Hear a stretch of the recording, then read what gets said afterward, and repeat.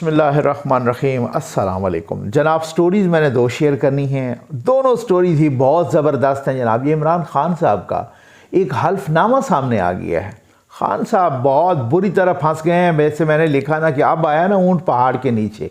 और दूसरी स्टोरी कि ये पंजाब का वड्डा डाकू यानी चौधरी परवेज़ इलाही साहब, जिनको खान साहब ने पंजाब का वड्डा डाकू कहते हैं, वो जनाब वो क्या कह रहे हैं, वो क्या लिख रहे हैं। बहुत ही मज़े की स्टोरीज़ हैं, ये मैंने आपके साथ शेयर करनी है। लेकिन सबसे पहले अल्लाह ताला के फजल करम और आपके ताउन से ZN न्यूज़ का फ्लड रिलीफ ऑपरेशन जारी हो सारी है भाई। 20 दिसंबर तक हमने 200 बिस्तर, जिसमें तकरीबन को एवरेज एक बिस्तर की 3500 रुपये वो है, और कैरेज के साथ ये तकसीम करने हैं, आपके सामने तकसीम करने हैं। आटे के 200 थैले जो कि 10 किलो का है और 1400-1500 रुपये उसकी एवरेज कैरेज के साथ, आगे पीछे हो सकता है, यहाँ तो हर हफ्ता ही वो हो रहा है। और साथ ही पैकेज फूड के कोई 200 पैकेज, एक की कीमत 3000 है और हमने 200 तकसीम करने हैं। ख़ुद बनाते होते हैं, थोक के हिसाब से मेरी टीम ले आती है वहाँ से और फिर ख़ुद पैक करते हैं। और एवरेज जो है ना उसका 3000 है और ये 3100-3200 हो जाता है, कभी 2900 भी हो जाता है। लेकिन मैं आपको एवरेज बता रहा हूँ। और 200 ये हमने तकसीम करने हैं, 20 दिसंबर तक करने हैं। अल्लाह ताला के करम पर यकीन है, आपके तामुन पे यकीन है। पहले भी आपके तामुन और खुदावंद करीम के करम से हो रहा है ये सब कुछ। तो ये दुखी इंसानियत की खिदमत के लिए ये नंबर डिस्प्ले हो रहा है जनाब, रब्ता कीजिए। मैं आज आ जाऊँ जनाब जल्दी जल्दी। ये चौधरी परवेज़ इलाही साहब यानी पंजाब के वड्डे डाकू, जिनको इमरान खान साहब ने कहा। चौधरी साहब ने एक इंटरव्यू में अभी रिसेंटली कहा कि वो नैपियाँ बदलने वाला बयान मैंने गलती की थी वगैरह। लेकिन खान साहब ने जो उनके बारे में बयान दिया था ना, पंजाब का सबसे बड़ा वड्डा डाकू यानी सबसे बड़ा डाकू या सबसे वड्डा डाकू, वो अपना बयान उन्होंने वापस नहीं लिया और ना ही उस पर मुआफ़ी मांगी और ना ही अपने अल्फाज वापस लिए। तो इस वजह से मैं कहता हूँ कि चौधरी परवेज़ इलाही साहब खान साहब के बकौल पंजाब के वड्डे डाकू, ठीक है ना। कल उन्होंने ना बड़ा मज़े का एक ट्वीट किया, और भी किए हैं लेकिन ये आप देखें, ये ज़रा ट्वीट सुने, ठीक है ना। कहते हैं हमारे कायद इमरान खान ने अवाम में इतना शऊर बेदार कर दिया है कि शरीफ ख़ानदान बाहर जहाँ भी जाता है तो चोर चोर के नारे लगते हैं। स्टोर पर जाएं या रेस्टोरेंट में खाने पर लोग चोर चोर पुकारते हैं। इनसे खाना खाया जाता है, ना शॉपिंग की जाती है। ये लोग शॉपिंग और खाना छोड़कर भाग जाते हैं। अब आप मालिश पालिश देखें, ये पंजाब का वड्डा डाकू मालिश पालिश। भाई मैं आपको ये बता दूं, आप जितनी मालिश पालिश कर लें, और इनका बेटा है ना जो छोटा डाकू है, जो निक्का डाकू, ठीक है ना, पंजाब का, वो पता क्या है, वो आज तक भी इमरान खान को मालिश पालिश में वज़ीर आज़म लिखते हैं। कहते हैं वज़ीर आज़म इमरान खान, साबिक नहीं, वज़ीर आज़म इमरान खान।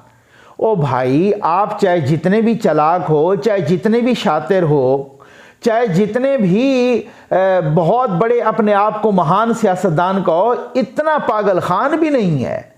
उसको भी पता है भाई जिस तरीके से ये मुझे पॉलिश कर रहे हैं और मेरे बूट पॉलिश और जूते पॉलिश कर रहे हैं, मैं कल को नाअहल हो गया, इन्होंने मुझे पूछना ही कोई नहीं है। और वो कल हमने सुना कि फवाद चौधरी कह रहे हैं कि अगर चौधरियों को साथ चलना है ना तो असेंबली डिज़ॉल्व करनी पड़ेगी। ओ भाई, ये मालिशियाँ पालिशियाँ करने की ज़रूरत नहीं है। हमारे कायद इमरान खान, और वो कह रहे हैं कि जनाब वो निका डाकू कह रहा है कि वज़ीर आज़म इमरान खान। इमरान खान आपको कह रहा है असेंबलियाँ तोड़ो, हिम्मत करो तोड़ो। मकसद कहने का तो ये है ना। महमूद खान तो बिल्कुल तोड़ने के लिए तैयार है, वो तो कहता है पहले पंजाब वाला तोड़े।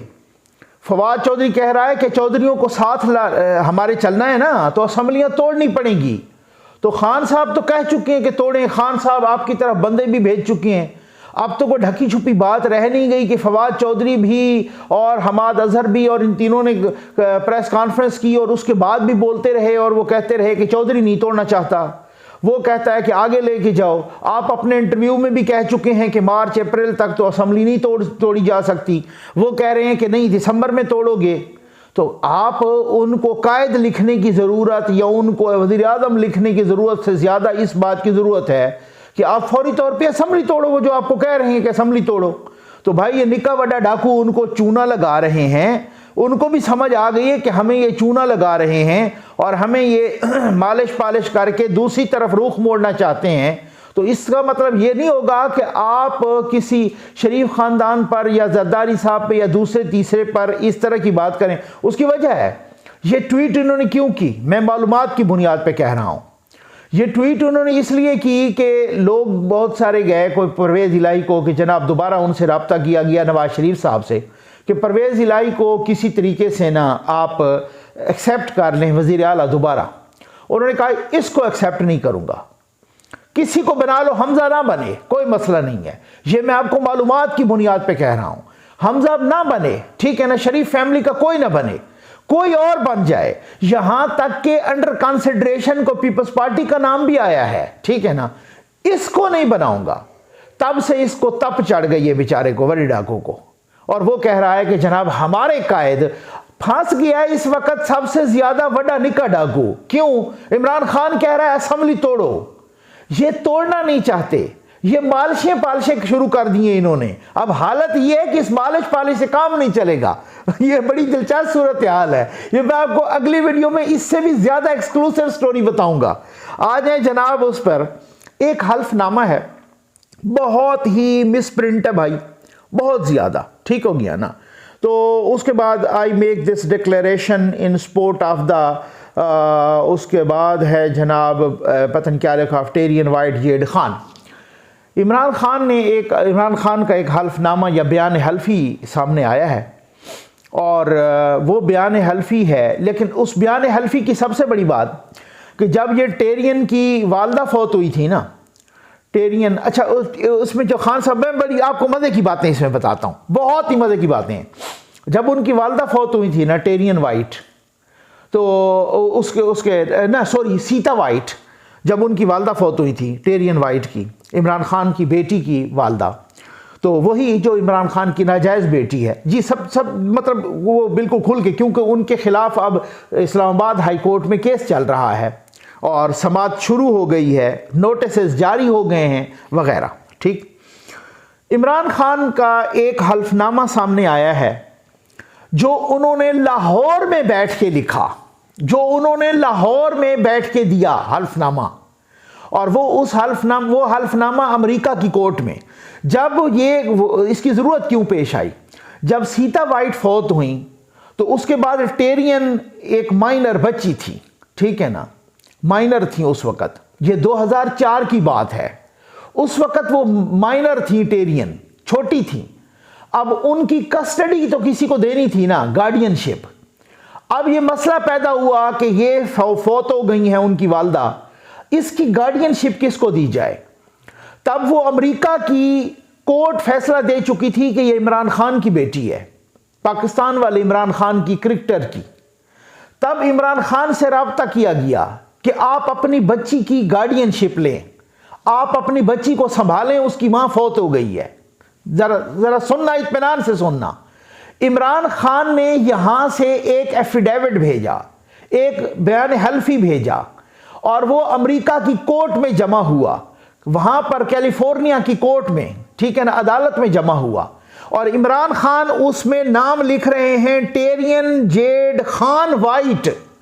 अब समझ आ गई आपको, ठीक हो गया ना भाई। अगर किसी से कोई कह रहा है कि आप अपनी बच्ची लें और गार्डियनशिप उसकी लें क्योंकि वालदा उसकी फौत हो गई हैं, तो अगर आपकी बच्ची नहीं थी तो आप कह देते हैं कि भाई यार मेरी बच्ची तो है नहीं, आप ये क्या मुझ पे इल्ज़ाम लगा रहे हैं, ये कैसी बातें कर रहे हैं, दोबारा आपने किया तो मैं आपको कोर्ट में घसीटूंगा, ये है वो है, इस तरह की बात करते। नहीं, खान साहब ने लाहौर में बैठ के लिख के दिया ये हल्फनामा मेरे सामने है। उसमें ये कह रहे हैं कि मैं टेरियन जेड खान वाइट को, कैरोलिना वाइट उसकी मासी, उसकी खाला, ठीक हो गया ना, उनकी जो है ना, उनकी मां की बहन कैरोलिना वाइट, इसके हवाले करता हूं मैं टेरियन को, क्योंकि मैं समझता हूं कि ये वो उसकी अच्छी परवरिश करेंगी, और मैं डिक्लाइन करता हूं गार्डियनशिप से, मैं नहीं लेना चाहता, ठीक है ना, वो उस वक्त पाकिस्तान में थे, मैं नहीं लेना चाहता क्योंकि मैं समझता हूं वो उसकी परवरिश सही करेंगी। और फिर आखिर पे लिखते हैं जनाब कि मैं अपने, जैसे